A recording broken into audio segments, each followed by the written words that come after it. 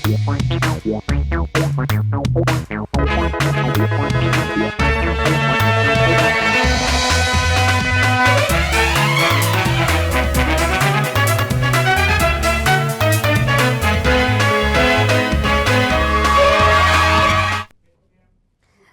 आप देख रहे हैं राष्ट्रीय समाचार। मैं हिमानी। पहली नजर हेडलाइंस पर।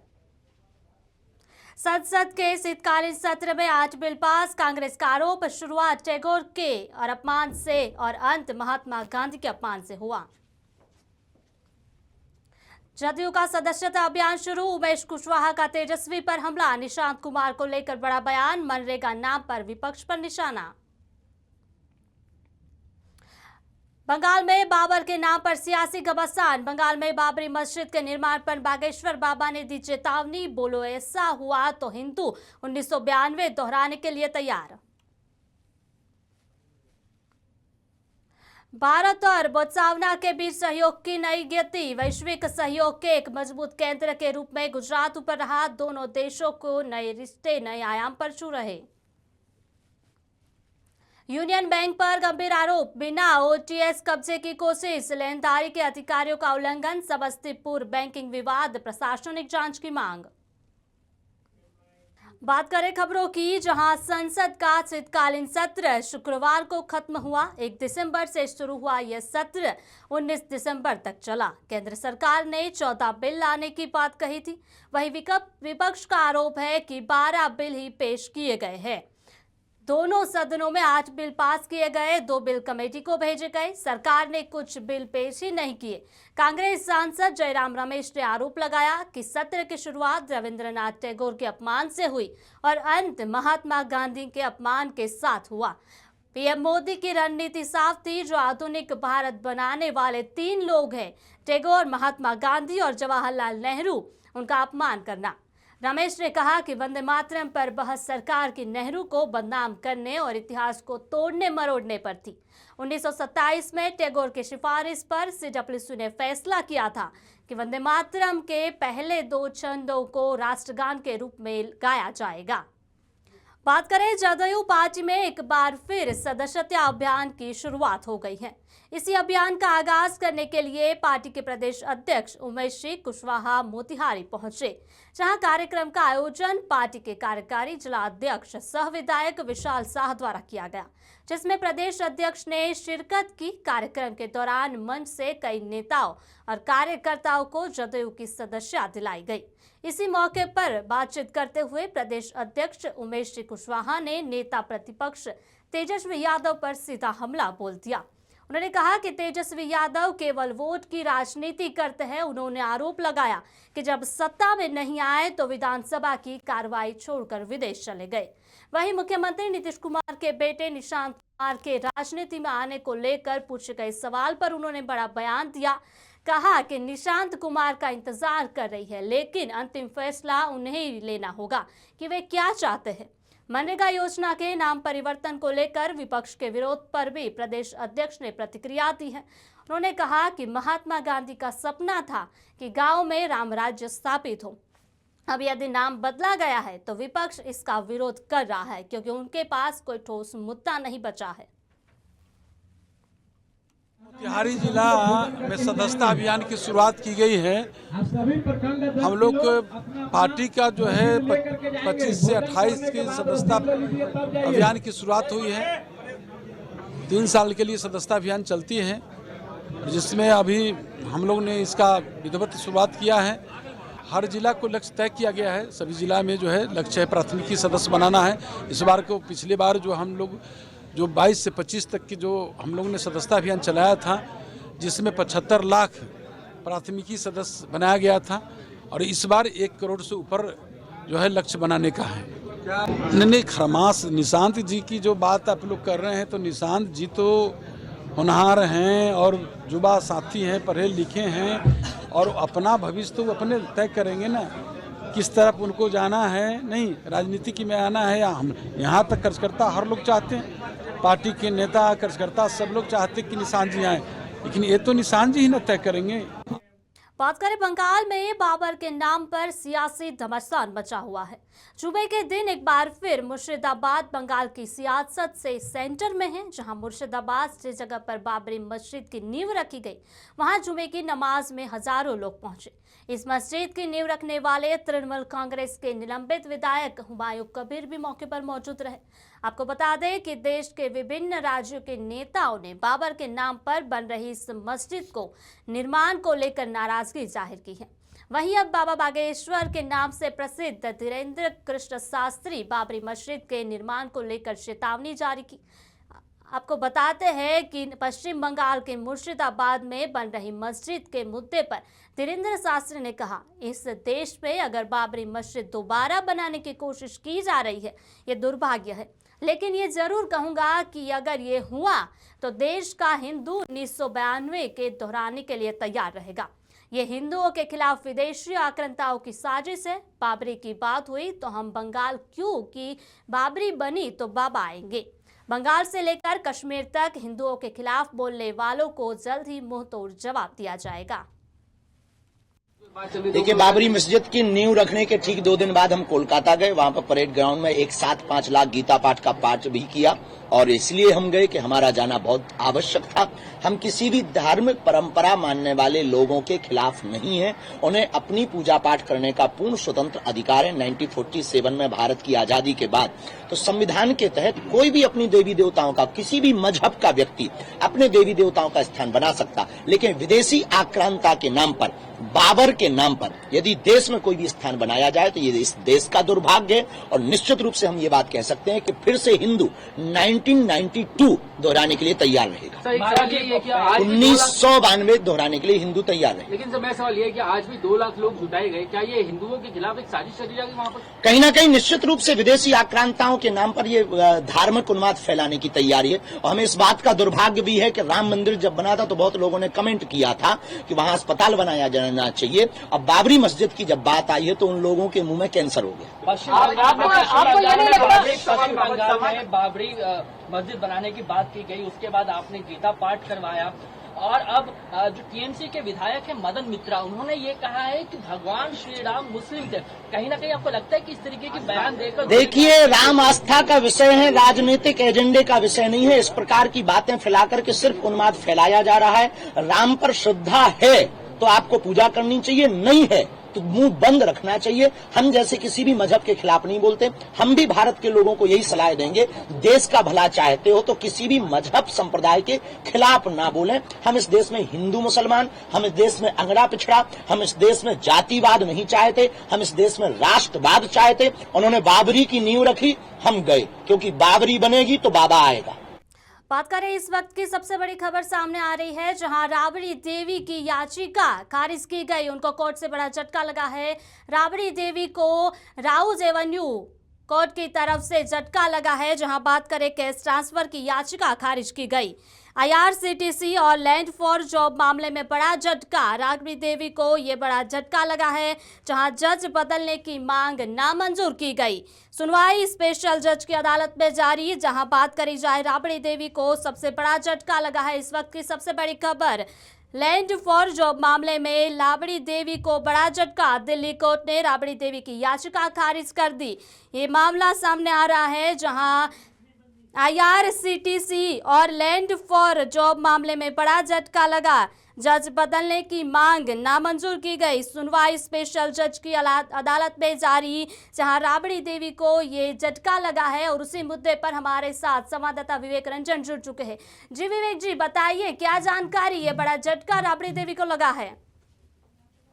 बिल्कुल, रॉज एवेन्यू कोर्ट में मामला था और उन्हें राबड़ी देवी ने जो दलील दी थी कि जो जज है मेरे विशाल गोखले, उनको बदलकर किसी और को पास दिया जाए, जिसके बाद जो आज रॉज एवेन्यू कोर्ट में सुनवाई हुई। उसके बाद उसी तौर पे जो उनकी याचिका था, याचिका को खारिज कर दिया गया कि किसी भी हरकत में जो है जो अभी विशाल गोखले उनको बदला नहीं जाएगा। तो ऐसे में बता दें कि जो मामला है पूरी तरीके से बिहार के अंदर जो है एक तरीके से कह सकते हैं, जब से मामला सामने आया, RCTC घोटाले मामला, चाहे नौकरी के बदले लैंड फॉर जॉब मामला हो, उसके बाद जो है लगातार लालू परिवार घिरते नजर आया। आपने देखा बिहार विधानसभा चुनाव में भी लालू प्रसाद यादव लगातार जो है कोर्ट के चक्कर काटते रहे थे लैंड फॉर जॉब मामले में। और वो सुनवाई हुई और भी सुनवाई टलते रही। लेकिन आज जो है राबड़ी देवी को कह सकते हैं कि बड़ा झटका लगा है। राबड़ी देवी के नाम से जो है जो होटल में जो टेंडर लिया करते थे IRCTC घोटाले मामले में, जो होटल का टेंडर राबड़ी देवी का नाम से था, राबड़ी देवी के साथ साथ 4 लोगों का था। उसी को दलील के लिए राबड़ी देवी ने कोर्ट में याचिका दायर की थी कि उनके जगह बदलकर किसी और को दिया जाए, क्योंकि जो मामला लंबे समय से जुड़ा हुआ 2004 से 9 के बीच में जब लालू प्रसाद यादव रेल मंत्री हुआ करते थे, उसी समय जो है जमीन के बदले जो है उन्होंने नौकरी दी थी, जिसके बाद जो है लगातार बिहार के अंदर सियासत भी हुई, जिसमें लालू प्रसाद यादव की सजा याफ्ता भी हुई। लालू प्रसाद यादव जेल भी गए और यहाँ तक उनके जो मुख्यमंत्री का पद भी त्यागना पड़ा था जब उनके ऊपर जो कार्रवाई हुई था। IRCTC घोटाले मामले, चारा घोटाले मामले, ऐसे जो तमाम जो मामले थे उन पे संज्ञान लगा। अब ऐसे में आज कह सकते कि राबड़ी देवी को जो है लोगों के मन में था कि राबड़ी देवी को राहत मिलेगा और लालू परिवार को राहत मिलेगा, लेकिन कह सकते राबड़ी देवी के साथ साथ लालू परिवार को एक बड़ा झटका लगा है, जिसमें लालू प्रसाद यादव और राबड़ी देवी के साथ साथ जो उनके बेटे तेजस्वी यादव है, तेजस्वी यादव को भी बड़ा झटका लगा है। तो ऐसे में अब देखने वाली बात यह होगी कि आगे जो राजवेनी कोर्ट आगे जब इस पर जो मामले की जो सुनवाई करती है तो फिर आगे क्या कुछ निकल कर सामने आता है। लेकिन जब देखा जाए, जब से सुनवाई हो रही है तब से कोई निराकरण नहीं निकल रहा है। और चुनाव के समय भी इन्होंने कई दलील दी थी, उस दलील को भी सीधे तौर पे खारिज कर दिया गया था। यहाँ तक जिस डेट आज सुनवाई होने वाली है, थोड़ी देर बाद जो है डेट डिले कर दिया जाता है, जिसके बाद जो है उनकी जो धड़कनें तेज हो गई थी और लगातार जो है मामला जो है बिहार में कुल भी पकड़ा हुआ है। इसको लेकर जो कह सकते हैं बिहार के अंदर जो सियासत भी हो रही है, क्योंकि लालू प्रसाद यादव के रेल मिनिस्टर रहते हुए ये जो टेंडर घोटाले हुई थी, इसमें कई लोगों पर जो है CBI और ED लगातार जो छानबीन की और उसके बाद जो मामला सामने आया उसके बाद जो CBI के हाथ सौंप दिया गया है। हाल ही में आपने देखा था कि गृह मंत्रालय ने हरी झंडी जैसे दी, उसके बाद जो है CBI के हाथ जो है मामला को दे दिया गया। अब जो है CBI जो इस मामले को जांच कर रही है, लेकिन अभी तक जो है निकलकर जो सामने आया लालू प्रसाद यादव पे गंभीर आरोप लगाया है। लेकिन अब देखने वाली बात यह होगी कि आगे जब कोर्ट और सुनवाई करती है तो आज जो याचिका तो सीधे तौर पर खारिज कर दिया गया। जब आगे कोर्ट सुनवाई करती है तो फिर क्या कुछ निकल के आता है। जी बिल्कुल विवेक, धन्यवाद आपका ये एक समाचार देने के लिए। बात करते हैं राबड़ी देवी की, ये याचिका खारिज कर दी गई है, उनको बहुत बड़ा झटका लगा है। ये मामला जो सामने आ रहा है उस पर बहुत बड़ा झटका राबड़ी देवी को लगा। उनकी सुनवाई अभी जारी है, देखते हैं सुनवाई के बाद क्या सामने आता है। बात करें आगे के समाचार की, जहां भारत और बोत्सवाना के बीच सहयोग को नई गति मिलती नजर आ रही है।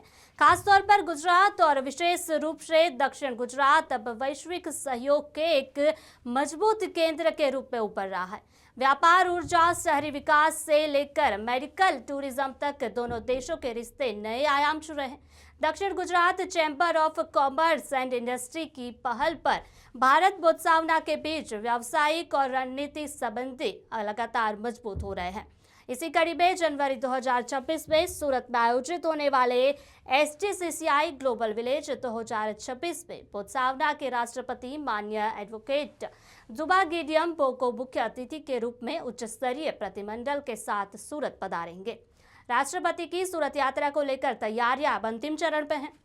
वहीं हाल ही में बोत्सवाना के ऊर्जा मंत्री, भारत स्थित बोत्सवाना के राजदूत और वरिष्ठ अधिकारियों के साथ STCCI पदाधिकारियों की बैठक हुई है, जिसमें राष्ट्रपति की यात्रा के कार्यक्रम एजेंडों को अंतिम रूप दिया गया। इसी दौरान सूरत केब्रोन ट्विन सिटी प्रस्ताव पर भी सकारात्मक चर्चा हुई। उम्मीद है कि राष्ट्रपति की यात्रा के दौरान इस ऐतिहासिक समझौते पर सहमति बन सकती है और समझौते के तहत बोत्सवाना सरकार 25,000 एकड़ भूमि उपलब्ध कराएगी, जबकि भारत सरकार निवेश की सुरक्षा निश्चित करेगी। इसके अलावा केपी ग्रुप हर वर्ष बोत्सवाना के नागरिकों को शिक्षा और कौशल विकास के लिए 30 स्कॉलरशिप भी देगा। हीरा उद्योग, टेक्सटाइल और शहरी विकास जैसे क्षेत्रों में सहयोग नई संभावनाओं के साथ भारत और बोत्सवाना के रिश्ते अब सिर्फ कूटनीति तक सीमित नहीं बल्कि आर्थिक साझेदारी की मजबूत मिसाल बनते जा रहे हैं। दक्षिण गुजरात वैश्विक सहयोग का केंद्र बनकर उभर रहा है। बोत्सवाना के मंत्री ऑनरेबल बोगोलो जॉय मैडम, जो एनर्जी एंड मिनरल मिनिस्टर है, और फॉरेन अफेयर मिनिस्टर डॉक्टर बुताले, वो भी आए थे। और हम लोग राष्ट्रपति मैडम के साथ में साउथ गुजरात चैम्बर की ओर से सूरत के कुछ 18 व्यापारी हम लोग गए थे बोत्सवाना, और वहाँ पर हम लोगों ने मैडम मुर्मू के साथ में डिनर वगैरह के प्रोग्राम के अंदर में इन लोगों से रब्ता किया। और उसी दरमियान हम लोगों ने रिसर्च जो किया था, वो रिसर्च के दरमियान में हमको पता चला कि वहाँ पर सोलर रेडिएशन इरेडिएशन का बहुत अच्छा है, और 3200 घंटे पूरे साल में सोलर का रेडिएशन होता है, यानी धूप निकलती है। उसको देखते हुए चूंकि केपी ग्रुप पहले से ही सोलर एंड विंड में काम कर रहा है और 6 गीगावाट का काम कर चुका है, और बाकी 10 गीगावाट का काम श्री नरेंद्र मोदी साहब के जो 2030 का जो मिशन है उसके अंदर अलाइन होके आगे बढ़ रहा है, उस वही हिसाब से हम लोगों ने जब रिसर्च किया तो पता चला वहाँ पर कि वहाँ पर ज़मीन जो है वो बहुत काफ़ी है, गुजरात से 3 गुना बड़ी ज़मीन है, 27 लाख ही लोग हैं, और इनकी रिक्वायरमेंट तो बहुत कम है, लेकिन इनके आजू बाजू में 5 कंट्री की बहुत बड़ी रिक्वायरमेंट है, और इनके पास में खुद का ग्रिड भी है जो इन लोगों से सप्लाई हम कर सकते हैं। तो इनसे राब्ता किया, और राब्ता करने के बाद टेक्निकल टीम को भेजा। टेक्निकल टीम ने सर्वे करके इसकी बहुत अच्छी अपॉर्चुनिटी दिखाई केपी ग्रुप को, और हमारे सीईओ वगैरह हम सब लोग ने वहाँ पर 2 से 3 विजिट इतने ही दिनों में कर ली। और उसके बाद में इन लोगों के सामने जब ऑफ़र रखा तो हम लोगों के ऑफ़र को स्वीकार किया गया। 25,000 एकड़ लैंड ये हमको बोत्सवाना सरकार की तरफ से मिल रही है, और वो 25,000 एकड़ लैंड के अंदर में हम 4 गीगावाट का सोलर प्लांट और 1 गीगावाट के ऊपर में विंड का हम लोग प्लानिंग कर रहे हैं। उसमें उनका ग्रिड होगा, उनकी लैंड होगी, उनका ट्रांसमिशन चार्ज हम लोग उनको पे करेंगे, और हम लोग हमारा आईपीपी के द्वारा हर साल 7,000 करोड़ रुपया इंडिया में भी 2030 से आना शुरू हो जाएगा for the energy through the. बात करें समस्तीपुर जिले से यूनियन बैंक ऑफ इंडिया की धर्मपुर शाखा को लेकर एक गंभीर मामला सामने आया, जहां बैंक मैनेजर पर आरोप है कि उन्होंने बिना किसी वन टाइम सेटलमेंट की प्रक्रिया पूरी किए ही एक लोनधारी के आवासीय मकान पर कब्जा करने की कोशिश की। पीड़ित लोनधारी अजित कुमार ने बताया कि बैंक से लोन लेते समय उन्होंने केवल 2 कट्टा 12 दूर जमीन की बैंक के पास बंधक रखी थी। इसके बावजूद बैंक के अधिकारी उनके निर्मित आवासीय मकान पर कब्जा करने के उद्देश्य से मौके पर पहुंचे। अजित कुमार निवासी जहां थाना कल्याणपुर का कहना है कि उन्होंने बैंक के साथ किसी भी प्रकार का वन टाइम सेटलमेंट नहीं किया है, और न ही उनका मकान कभी बैंक के पास गिरवी रखा गया था। पीड़ित का आरोप है कि बैंक की यह कार्रवाई न केवल बैंकिंग नियमों के खिलाफ है, बल्कि एक लोनधारी के संवैधानिक और कानूनी अधिकारों का भी उल्लंघन है। घटना के बाद स्थानीय लोगों में भी नाराजगी देखी गई। बैंक की कार्यप्रणाली पर सवाल खड़े गए, जहां पीड़ित ने प्रशासन से पूरे मामले की निष्पक्ष जांच करने और बैंक की कथित मनमानी पर रोक लगाने की मांग की है। फिलहाल इस पूरे मामले में यूनियन बैंक ऑफ इंडिया के प्रबंधन की ओर से कोई आधिकारिक बयान सामने नहीं आया है। कि बैंक की तरफ से कोई ऑफर नहीं आया, वन टाइम सेटलमेंट का कभी नहीं दिया। हम लोग लिखित के साथ भी सेटलमेंट के दिए, बैंक वाला बोलता कि आप सेटलमेंट नहीं हम करेंगे, क्योंकि आपका अरबों का करोड़ों का प्रॉपर्टी है, हम क्यों सेटलमेंट करेंगे। जिसमें कि बैंक वाला खुद कंपनी को बंद कराया था। देवादला बैंक वाले के चक्कर में ही कंपनी हुआ है, और जिसमें कि ये मेरा ज़मीन पूरा प्लॉट 4 कट्टा 12 धुर का है, ये पूरा 4 कट्टा 12 धुर पकड़ना चाह रहा है ये। अच्छा। और हम लोग के साथ धांधली हुआ, होम लोन में भी धांधली ये किया है। जो मेरा होम लोन था उसमें 12,500 का ईएमआई था, 14,000 मेरा जाता था चेक ESI ऑफिस के माध्यम से, उसमें वो 1,500 रुपया का आज तक मेरा हिसाब नहीं दिया गया। इसमें जितना भी ईएमआई हम भरे हैं होम लोन का, उसमें कोई मतलब 15 लाख के 15 लाख ही शो हो रहा है। बैंक से कितना लोन लिए थे? बैंक से लोन लिए हैं, टोटल 2 लोन है, एक होम लोन है, एक फ्लावर मिल के लोन है, टोटल मिला के 55 लाख का लोन है। तो आप अभी जो है कौन सा लोन पर आपको दबाव बनाया जा रहा है? ये अभी फ्लावर जी लोन पर दबाव बनाया जा रहा है, बिजनेस लोन पे। बिजनेस लोन जी। अभी आपका बिजनेस चल रहा है या बंद है? अभी बंद है। बंद है। कितने दिनों से बंद है? कोरोना काल से ही बंद है। अच्छा, क्या कारण था जो आपका बिजनेस बंद हुआ है? कोरोना काल बिजनेस में मतलब जो रॉ मटेरियल जो आटा जो बाहर निकला था, जो एकाएक कोरोना काल में मार्केट बंद हो गया था, उसमें मेरा पूंजी फंस गया, उसके हिसाब से मेरा ये पूरा लॉस हो गया। लॉस के कारण आपका बिजनेस अभी बंद है। अच्छा, तो आपको अभी तक बैंक जो है वन टाइम सेटलमेंट अभी तक नहीं दिया? नहीं, कुछ नहीं। अगर सेटलमेंट का ऑप्शन अगर आपको बैंक देती तो क्या लगता है आप अपनी संपत्ति बचा पाते? हाँ, बचा लेते हैं। क्या नाम हुआ आपका? मेरा नाम अजीत कुमार हुआ। घर मूसेपुर, कई नंबर वार्ड में? 92 वार्ड में। खबरों का दौर जारी रहेगा, देखते रहिए राष्ट्रीय समाचार। नमस्कार।